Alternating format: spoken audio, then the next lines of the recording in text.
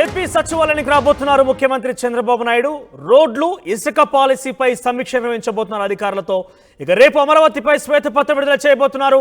ఇప్పటికే రాజధాని అమరావతి నిర్మాణంపై చంద్రబాబు స్పెషల్ ఫోకస్ పెట్టారు.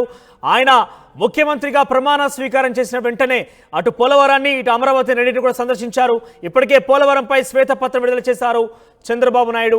ఇక రేపు అమరావతిపై శ్వేతపత్రం రూపంలో ఆయన పూర్తి స్థాయి సమాచారాన్ని ప్రజల ముందు ఉంచబోతున్నారు. ఇక ఇప్పటికే పరిపాలన నగరం మాస్టర్ ప్లాన్ పై ఉత్తర్వులు జారీ చేసింది రాష్ట్ర ప్రభుత్వం. అమరావతికి రోడ్డు కనెక్టివిటీపై చంద్రబాబు దృష్టి పెట్టబోతున్నారు. ఇక వీలైనంత త్వరగా పెండింగ్ పనులు పూర్తి చేసే అవకాశం కనబడుతోంది. ఇక మధ్యాహ్నం అమరావతిపై మంత్రి నారాయణ సిఆర్డీ అధికారులతో సమీక్ష చేయనున్నారు. ఓవరాల్గా చంద్రబాబు నాయుడు ఇక మధ్యాహ్నం అమరావతిపై కూడా ఆయన సమీక్ష నిర్వహించబోతున్నారు. సమైక్య శాఖ మంత్రి నారాయణతో పాటుగా సిఆర్డీఏ అధికారులతో కూడా ఆయన సమీక్ష నిర్వహించే అవకాశం కనబడుతోంది.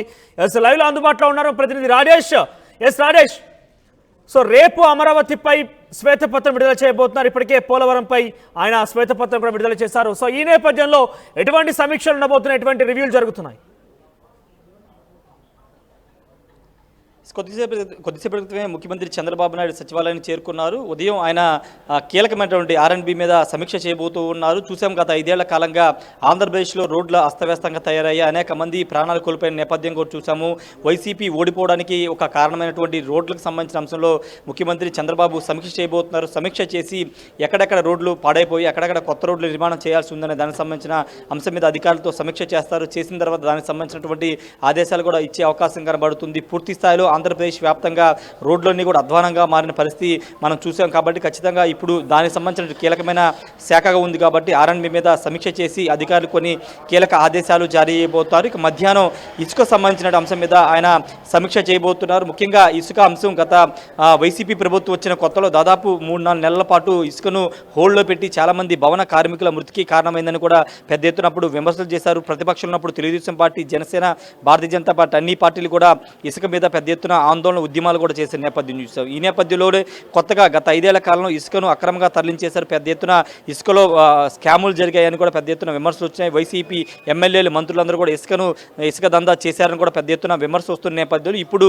ఏ విధంగా ఇసుక కొత్త పాలసీని ఏ విధంగా రూపొందించాల అంశం మీద కూడా మధ్యాహ్నం చంద్రబాబు అధికారులతో రివ్యూ చేయబోతున్నారు. మంత్రి కొల్లు రవీంద్ర కూడా మధ్యాహ్నం సమీక్ష అయితే హాజరు కాబోతున్నారు. ముఖ్యంగా ఇసుక అంశాన్ని చూస్తే కనుక 2014 నుంచి 2019 వరకు ఉచిత ఇసుక పాలసీని అప్పట్లో అమలు చేశారు. ఇప్పుడు ఉచిత ఇసుక పాలసీని తీసుకొస్తారు లేకపోతే కొత్త నిబంధనలు తీసుకొస్తారనే దానికి సంబంధించినటువంటి అంశం మీద కూడా చంద్రబాబు అధికారులతో రివ్యూ అయితే చేయబోతున్నారు. ముఖ్యంగా భవన నిర్మాణ కార్మికులకు సంబంధించిన గత 5 ఏళ్ల కాలంలో చాలా ఇసుక ధరను భారీగా పెంచేసి నిర్మాణాలకు చాలా ఇబ్బంది కలిగించారని ఒక విమర్శలు వస్తున్న నేపథ్యంలో సామాన్యులకు అందుబాటుకు ఉండే విధంగా ఇసుకను తీసుకురావాలని నిర్ణయించుకున్నారు. దానిలో భాగంగానే ఎక్కడెక్కడ ఇసుక రిచ్లు ఉన్నాయి, ఎక్కడెక్కడ అందుబాటులో ఉన్నాయి, గత 5 ఏళ్ల కాలంలో ఇసుకలో జరిగిన స్కాములు ఏంటి, అన్ని అంశాల మీద కూడా మధ్యాహ్నం జరిగే రివ్యూలో చంద్రబాబు సమీక్ష చేయబోతూ ఉన్నారు. ముఖ్యంగా ఇసుకకు సంబంధించినటువంటి మైనింగ్ శాఖ సంబంధించినటువంటి అధికారులకు ఉన్నటువంటి కొంతమంది అధికారులు అవినీతికి పాల్పడ్డారనే ఆరోపణలు ఉన్న నేపథ్యంలో దానికి సంబంధించి కూడా మైనింగ్ మీద కూడా శ్వేతపత్రం విడుదల చేయాలని ప్రభుత్వం భావిస్తుంది. కాబట్టి దీనికి సంబంధించిన అంశం మీద కూడా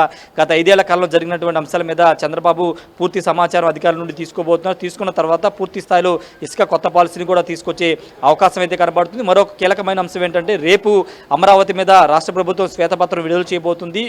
స్వయంగా చంద్రబాబు అమరావతి పైన 2019 నుంచి 24 వరకు అసలు ఏం డెవలప్మెంట్ జరిగింది, వైసీపీ ఎంత నిధులు ఖర్చు పెట్టింది అనే దానికి సంబంధించిన ఒక పవర్ పాయింట్ ప్రజెంటేషన్ కూడా ఇవ్వబోతున్నారు. నిన్న సాయంత్రం ఒకసారి సిఆర్డీ అధికారులు మంత్రి నారాయణతో చంద్రబాబు సమీక్ష చేశారు. ఈ రోజు కూడా నారాయణతో రేపు విడుదల చేయబోతున్నటువంటి శ్వేతపత్రం మీద సమీక్ష నిర్వహించబోతూ ఉన్నారు. ముఖ్యంగా స్వయంగా చంద్రబాబే దీనికి అమరావతి నిర్మాణానికి సంబంధించి 2014 నుంచి 2019 వరకు ఎంత నిధులు ఖర్చు పెట్టాము, ఎంత శాతం అమరావతి నిర్మాణం పూర్తయింది అనే అంశాల మీద పూర్తి స్థాయి పవర్ పాయింట్ ప్రజెంటేషన్ ఇవ్వబోతున్నారు. కాబట్టి దాని వివరాలు కూడా మంత్రి నారాయణతో పాటు సిఆర్ అధికారుల దగ్గర నుంచి ఆయన తీసుకోబోతూ ఉన్నారు. పూర్తి స్థాయిలో ప్రభుత్వ పాలన మీద చంద్రబాబు అయితే దృష్టి పెట్టారు. వరుసగా సమీక్షలు నిర్వహిస్తున్నారు. ముఖ్యంగా గత 5 ఏళ్ల కాలంగా పూర్తి స్థాయిలో అధ్వానంగా మారినటువంటి కొన్ని కీలక శాఖలు ఉన్నాయి. ఆ శాఖల మీదే చంద్రబాబు మొదటిగా ఫోకస్ పెట్టారు. ముందుగా నిన్న సిఆర్డీ మీద, అదేవిధంగా ఎనర్జీ మీద కూడా సమీక్ష నిర్వహించారు. ఈరోజు ఇసుకకు సంబంధించి R&B రోడ్లకు సంబంధించిన అంశం మీద కూడా సమీక్ష నిర్వహించి రేపు విడుదల చేయబోతున్నటువంటి శ్వేతపత్రం మీద కూడా సిఆర్డీ అదే అదేవిధంగా మంత్రి నారాయణతో పాటు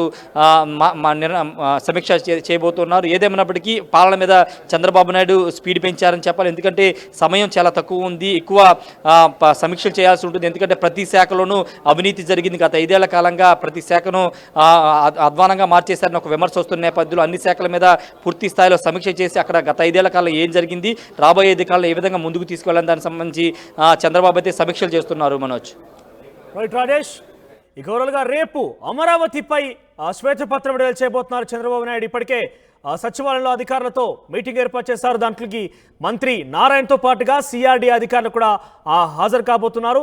సో ప్రస్తుతానికైతే రోడ్లు ఇసుక పాలసీ పైన ఆయన సమీక్ష నిర్వహించబోతున్నారు.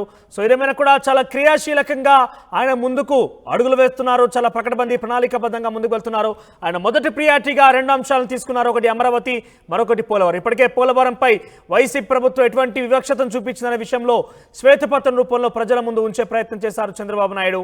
ఇక రేపు అమరావతిపై కూడా ఇదే స్థాయిలో శ్వేతపత్రం విడుదల చేయబోతున్నారు. అమరావతిని ప్రస్తుతం పరిపాలన రాజధానిగా ఏదైతే వాళ్ళు తీసుకున్నారో దాని విషయంలో పూర్తి స్థాయిలో అక్కడ జరిగినటువంటి కన్స్ట్రక్షన్స్ విషయంలో అక్కడ జరిగినటువంటి విషయాలు పూర్తిగా కూడా ప్రజల ముందు శ్వేతపత్రం రూపంలో ఉంచే అవకాశం కనబడుతోంది.